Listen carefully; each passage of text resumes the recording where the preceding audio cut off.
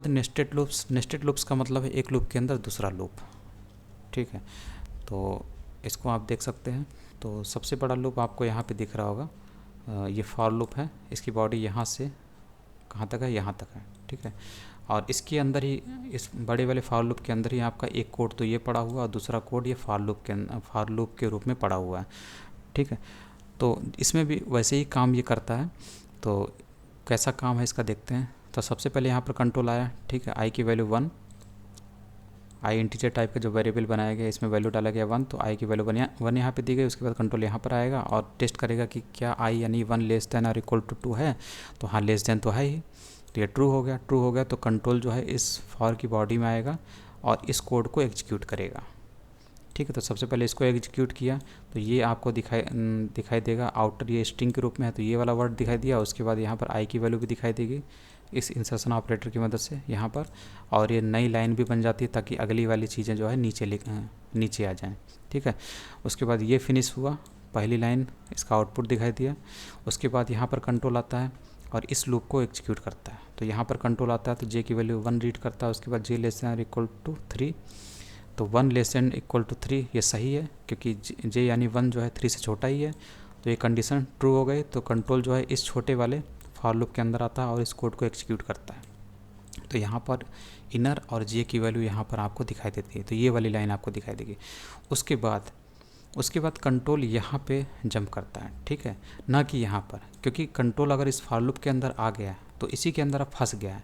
तो इसको जब तक ये फिनिश नहीं कर लेता तब तक वो यहाँ पर जाएगा ही नहीं। ठीक, तो यहाँ पर कंट्रोल आया और प्लस प्लस जे से इसकी जो वैल्यू है 1 से 2 हो जाती है। ठीक है, फिर उसके बाद यहाँ पर चेक होता है कि क्या 2 लेस देन और इक्वल टू 3 है, तो ये सही है।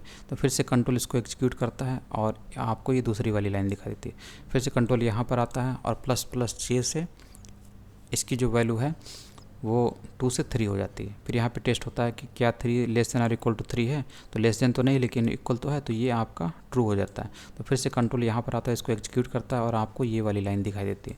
फिर कंट्रोल यहाँ पर आता है और प्लस प्लस जे से इसकी वैल्यू हो जाती है 4 से ये वाली जो कंडीशन है ये फॉल्स हो जाती है क्योंकि 4 लेस देन और इक्वल टू 3 नहीं है। ठीक है, तो कंट्रोल इस फॉर लूप से बाहर आ जाता है। ठीक है, यानी कि पहली बार ये वाला काम फिनिश हो जाता है और कंट्रोल यहाँ पर लूप के बाहर आने के बाद ये सीधे यहाँ पर जाता है और आई की वैल्यू जो 1 थी उसको प्लस प्लस आई से आई की वैल्यू 2 हो जाती है और यहाँ पे टेस्ट होता है। ठीक है, 2 लेस देन और इक्वल टू 2 यानी कि ये ट्रू है क्योंकि आई की वैल्यू 2 है और वो इक्वल टू तो सिंबल है ही, तो बराबर हो गया। तो ये तो आपका ट्रू हो गया। ट्रू हो गया तो इस लाइन को कंट्रोल एग्जीक्यूट करता है और आपको ये वाली लाइन दिखाई देती है। ठीक है, फिर से यहाँ पर इस फॉर लूप को फिर से एग्जीक्यूट करता है। ठीक है, तो फिर से कंट्रोल इसी के अंदर फंस जाता है और इसको 3 बार एग्जीक्यूट करेगा, इसलिए आपको यहाँ पर 3 बार ये दिखाई देता है। और ये काम फिनिश करने के बाद जब कंट्रोल यहाँ पर आता है तो फिर से कंट्रोल यहाँ पर पहुँचेगा, इस जगह पर पहुँचेगा ये काम फिनिश करने के बाद, और यहाँ पर प्लस प्लस आई से आई की वैल्यू जो है 2 से 3 हो जाती है और 2 से 3 होगी तो ये यहाँ पर टेस्ट होगा कि 3 इज़ लेस देन और इक्वल टू 2, तो ये कंडीशन हो जाती है फॉल्स। फॉल्स होने से क्या होगा, ये जो बड़ा वाला फॉर लूप है इसकी बॉडी से कंट्रोल बाहर आ जाता है, यानी कि यहाँ पर आ जाता है, यहाँ पर या फिर यहाँ पर। ठीक है, उसके बाद रिटर्न 0 से ये वाला जो मेन प्रोग्राम है टर्मिनेट हो जाता है, मेन मेथड टर्मिनेट हो जाता है और आपको ये आउटपुट दिखता है। इस तरीके से ये काम करता है। इसके बाद है फॉर ईच लूप। तो फॉर ईच लूप का इस्तेमाल तब ज़्यादा किया जाता है जब आप किसी एरे के एलिमेंट्स को एक्सेस करना चाहते हैं। तो उसका कुछ सिंटेक्स इस तरीके से होता है। तो सबसे पहले आप फॉर कीवर्ड लिखते हैं और उसके बाद यहाँ पर आप वेरिएबल नेम देते हैं और यहाँ पर आप वेरिएबल का टाइप देते हैं जैसे आप बनाते हैं। ठीक है, और यहाँ पर आप एरे का नाम देते हैं जिसके अंदर के एलिमेंट्स को आपको एक्सेस करना है, और यहाँ पर ब्लॉक ऑफ कोड होता है जहाँ पर आप इस एरे के एलिमेंट्स को कुछ ना कुछ इस्तेमाल करने जा रहे हैं, तो आप यहाँ पर उसका कोड लिख सकते हैं।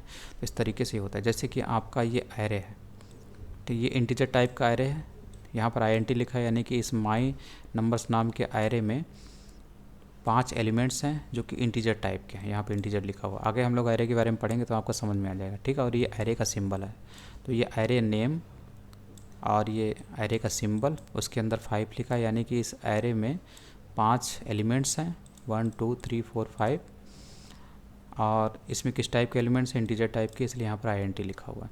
और ये आपका कर्ली ब्रेसेस दिया हुआ है, तो एरे के एलिमेंट्स कर्ली ब्रेसेस में रखे जाते हैं। अब यहाँ पर इसे एक्सेस कैसे करते हैं, तो फॉर, उसके बाद यहाँ पर वेरिएबल नेम और पैरेंथेसिस वेरिएबल नेम, और इसका टाइप यहाँ पे लिखा जाता है इस आई का, ठीक है। और यहाँ पर एरे नेम, मतलब कॉलन के बाद आप एरे नेम देते हैं, ठीक। उसके बाद आप ये फॉर की बॉडी है जिसके अंदर आप इस वेरिएबल को इस्तेमाल करना चाहते हैं, क्योंकि ये जो वेरिएबल है यही इस एरे के एलिमेंट्स को एक्सेस करेगा। तो इसी में ये सारे वैल्यू जो हैं, एरे के सारे वैल्यू स्टोर होते चले जाएंगे एक एक करके, इनको आप प्रिंट कराते रहेंगे। तो इसलिए आप यहाँ पर एक एक वैल्यू जो है, सारे वैल्यू एक एक करके प्रिंट कर लिए हैं। इस तरीके से आप फॉर ईच लूप का इस्तेमाल करते हैं। तो फॉर ईच लूप का जो सिंटेक्स है उसके ज़रिए हम लोग इस तरीके से किसी भी एरे के एलिमेंट्स को एक्सेस कर सकते हैं। और ये यहाँ पर न्यू लाइन जनरेट की गई है ताकि हर एक वैल्यू जो है नेक्स्ट लाइन पे आके बैठे, ठीक है। इसलिए यहाँ पर न्यू लाइन ऐड की गई है, बस इसका यही काम है।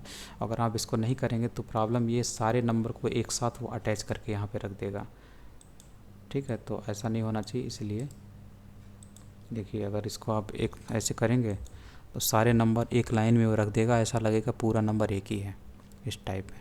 इसीलिए वो यहाँ पर न्यू लाइन को अटैच कर रहा है ताकि हर एक नंबर नीचे वाली लाइन पे जाके बैठे, नेक्स्ट लाइन पे जाके बैठे।